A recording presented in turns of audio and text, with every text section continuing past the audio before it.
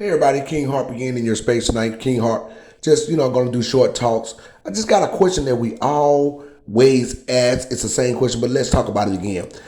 Why does everybody hate black folks?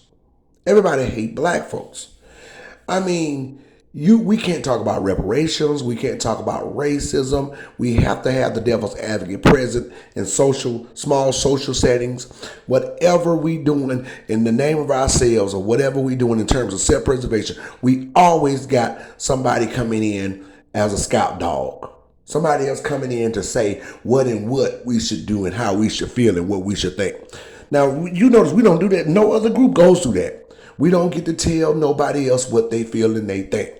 Ask Whoopi Goldberg. We don't get to tell the Jews how to feel about the Holocaust, how to feel about the fact we the one pay taxes in this land, and that we the one was the apparatus of the wealth, our very bodies, our blood, our hardship, and then they come and be safe under our tax base and under our society and our policy. That we was over here and we the one that made this country wealthy and paid taxes to it. Also, we're not even a tax-free group. Listen, we're not even a tax-free group. And we was the slaves of the United States of America. We built the country by force. And we got people in the group, in this country, in this United States, that are tax-free because of their historical suffering. What does that tell you? That is blatantly telling you that is slavery still at large. In terms of that alone, it speaks volumes. So we deal with this. Everybody want to talk about what black folks should be doing. Every immigrant that came here for safety, who fled your nation, want to have the nerve to stand up in a black person's space and in their face and start to basically dictate how we should feel and what we should be doing according to our policy, our plight, and our history. You don't even know who the hell we are, really. You don't even know who we are. And you don't even understand it totally. Some people, even those who came here in the 60s, you don't have a right to deny what's owed to us way of our Constitution. You don't have a right to do that. That is treasonous. And that is imposterous. You are imposter in our policy. Some of you black people that in the diaspora that are standing in these spaces that were born because of slavery, those are the slave descendant born institutions are in those spaces, and you're in that way of in those spaces, but illegally, basically. It's against us. We have our Constitution. You have no right in those seats. That is treasonous. That is against black people. How are you going to be in a place where you are supposed to do the advocate for somebody else and have a genuine concern? That's not going to happen because you're not us.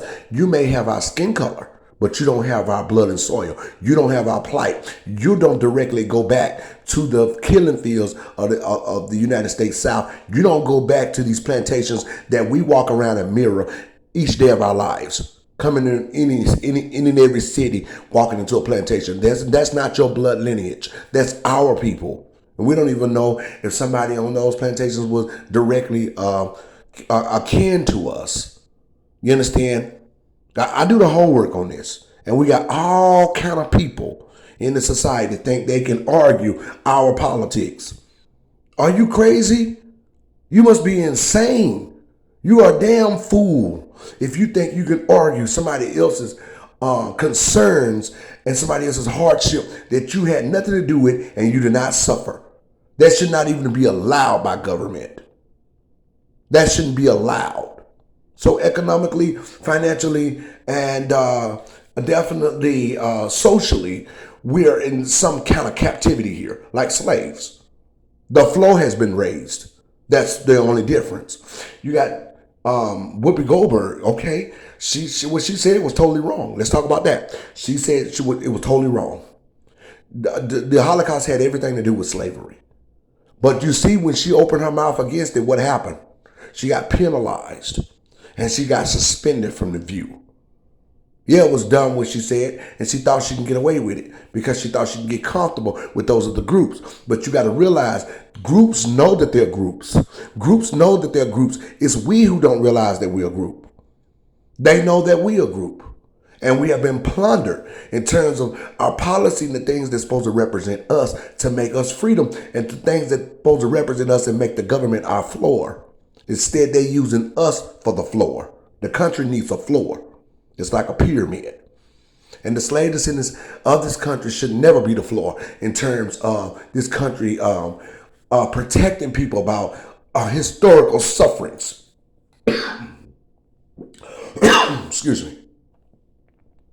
You're going to protect groups and nations for historical suffering and egregious attacks, except for the people that support this country, this very country, its own country, except for the people that are responsible for the wealth that protects these groups. Then that means we're still enslaved. You see, reparations is our plight. That's what the government owe us, and at large, they didn't give it to us. We don't need to hear every other group coming against us. It is very peculiar being black. You don't know. I'm proud to be black. For one, I'm proud because I'm so peculiar. But there's another reason. There's a big reason why people are against us, because they use us. You got people who can't even talk good coming in here speaking with an accent and can't even understand their language. And they're saying what black people should do, all on Twitter Space with Jason Black and Tariq Nasheed and them.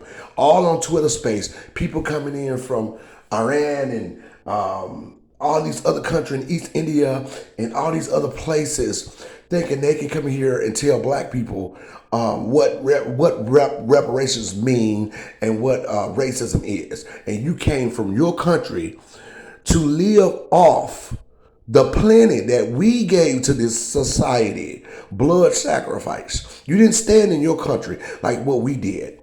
We stood in our country. We walked around, we held hands, and we crossed the bridges, and we had suits and ties on before the war on drugs was inserted in our communities. We did that. We stood up. We stood up for the immigration laws in the 60s. I wish we had not. And Coretta Scott King, when she wrote the Forgotten Letter, see, a lot of people think Martin Luther King was a weakling, but he was waking up, and that's why he was assassinated. When Coretta Scott King wrote the Forgotten Letter, she talked about immigration being a problem. The Forgotten Letter, Coretta Scott King, read it. His wife, she talked about immigration being a problem. And he was waking up to a lot of things that he felt like he done wrong, and he was going to implement his correction, and they assassinated him.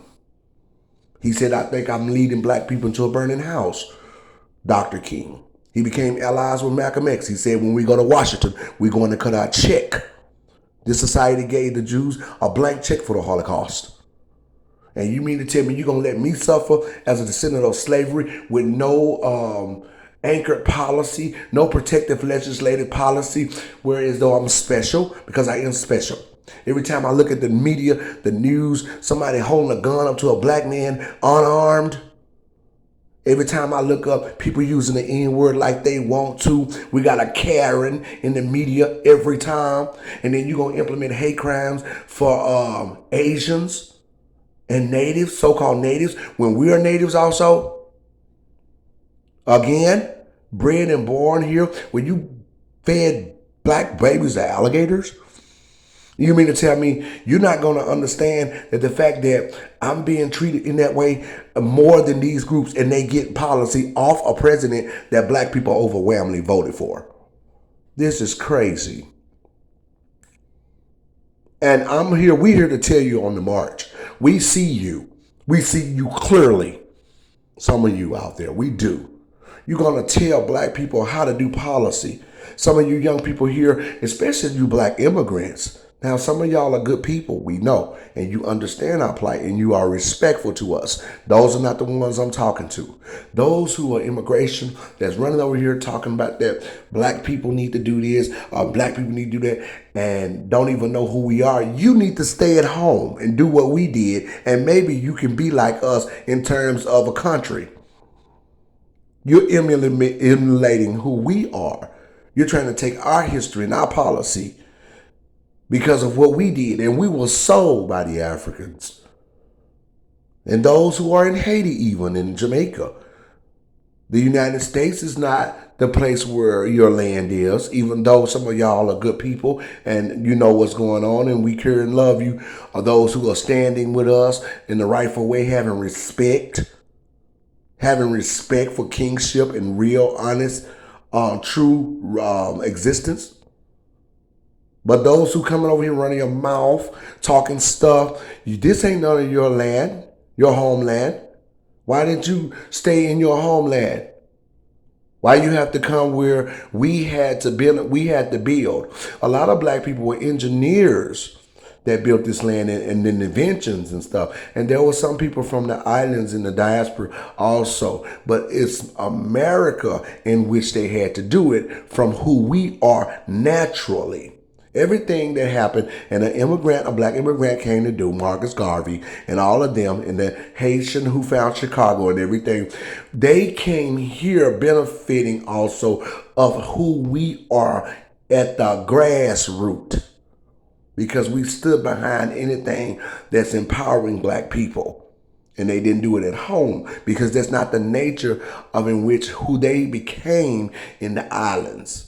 In terms of it being what it is in Africa. We got Chinese agents over there right now plundering the Africans. And y'all over here talking about what we can't do and who we are and what we ain't.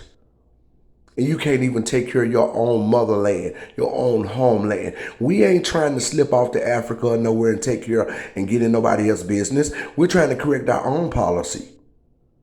That reparation check is ours. Everybody else got compensated. You Italians got compensated. Y'all got correction. Y'all living in y'all houses doing fine. Everybody got a pub. Y'all sitting in y'all pubs at the end of the community. Doing y'all politics. Making sure black people being treated separative.